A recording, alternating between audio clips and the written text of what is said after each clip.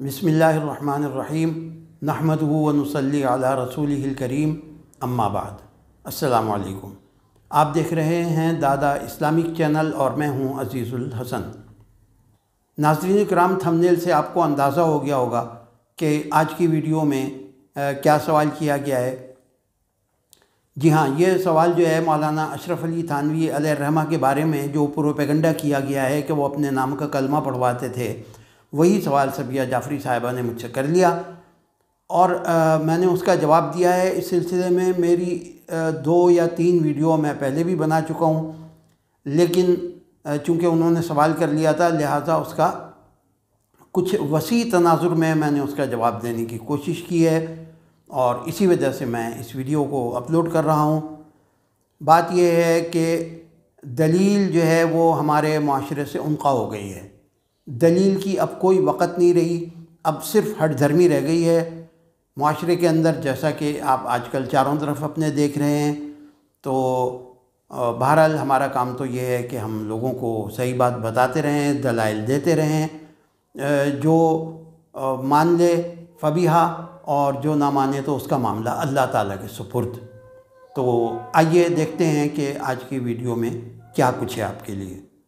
میرا تیسرا سوال آپ سے یہ ہے عزیز الحسن صاحب کہ میں نے سنا ہے، جہاں تک میری نالج ہے، لوگوں ظاہر ہم بھی ریسرچ کرتے ہیں تو انٹرنیٹ پہ بہت کچھ غلط بھی ہے جیسے آپ نے فرمایا، تو میں نے یہ سنا ہے کہ مولانا اشرف علی تھانوی نے اپنے نام کا کلمہ پڑھوایا تھا، کیا یہ بات درست ہے؟ آپ نے بہت کم سنا ہے کہ پڑھوایا تھا، جی اس سے تو ایک دفعہ ظاہر ہو رہا ہے۔ جی یہاں تو الزام یہ ہے کہ وہ پڑھواتے تھے۔ اچھا، تو یعنی اب آپ مجھے بتائیں کہ اس سے کیا آپ کو اپنے سنا تو آپ کے ذہن میں کیا آتا ہے کہ وہ لوگوں کو کہتے ہوں گے اپنے مریدوں سے کہ تم یہ کہو میرے نام کا کلمہ پڑھو؟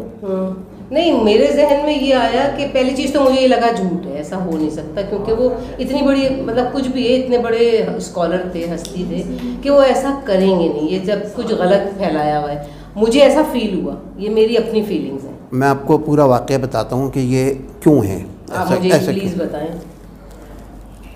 ایک صاحب تھے، وہ بیعت ہونا چاہتے تھے، تو 2 بزرگ تھے، ان میں سے ایک مولانا اشرف علی تھانوی تھے، ان کے درمیان میں وہ فیصلہ نہیں کر پا رہے تھے کہ میں کس سے بیعت ہوں۔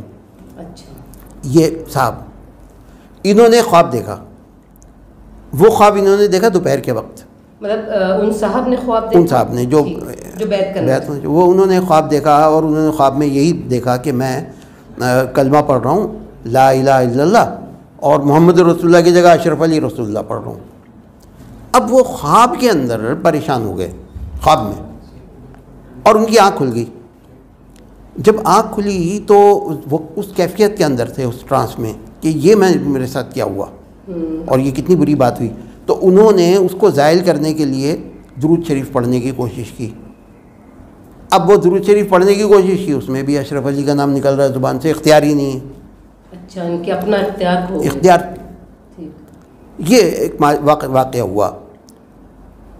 اب جہاں پر یہ واقعہ چھپا ہے وہیں، چونکہ وہ پرانے زمانے کی اردو تھی، اس میں وہ آج کی سلیس اردو تو تھی نہیں، مشکل اردو تھی، اس میں انہوں نے جو لکھا ہے آگے وہ یہ ہے کہ میرے اوپر گریہ طاری ہوا اگلے روز۔ گریہ طاری ہونے کا مطلب یہ ہے کہ رویا اس بات کے اوپر کہ یہ مجھ سے کیا اثر یہ مجھ سے کیا ہو رہا ہے۔ ہاں، اچھا، رونے کا جو ہے یہ ایک انتہا ہوتی ہے توبہ کی۔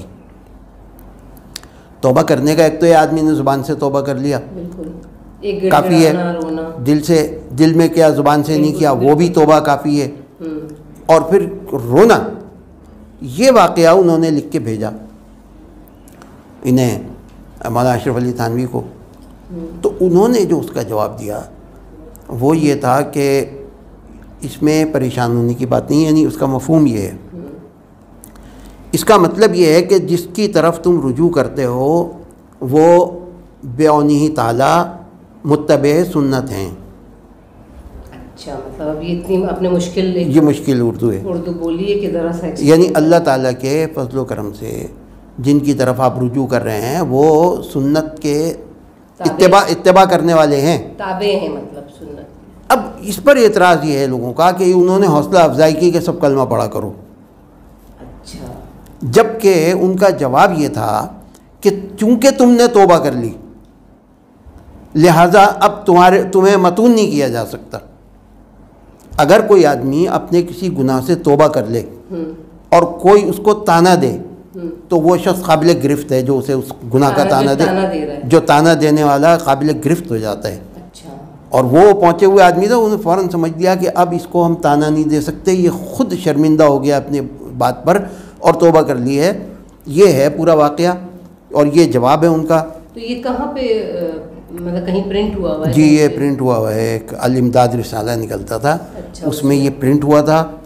اس پر بھی اعتراض ہے کہ اس کو چھاپا کیوں.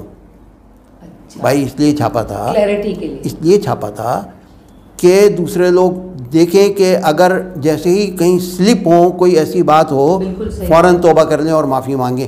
یہی سنت ہے, یہ سنت ہے. یہ اس سے فرق پڑتا ہے. بہت اچھا سوال تھا میرا بھی اور آپ کا جواب بہت اچھا تھا, کیونکہ لوگوں کے لیے کلیئرٹی بہت ضروری ہے.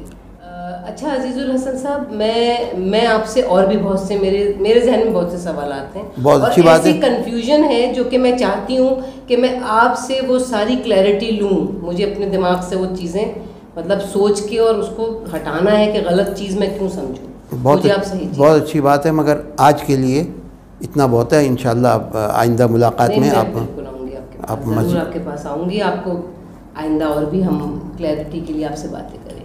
ٹھیک ہے جی, شکریہ. ناظرین آج کے لیے اتنا ہی. انشاءاللہ تعالی جب آئیں گی تو پھر مزید سوالات اور مزید اس کے جواب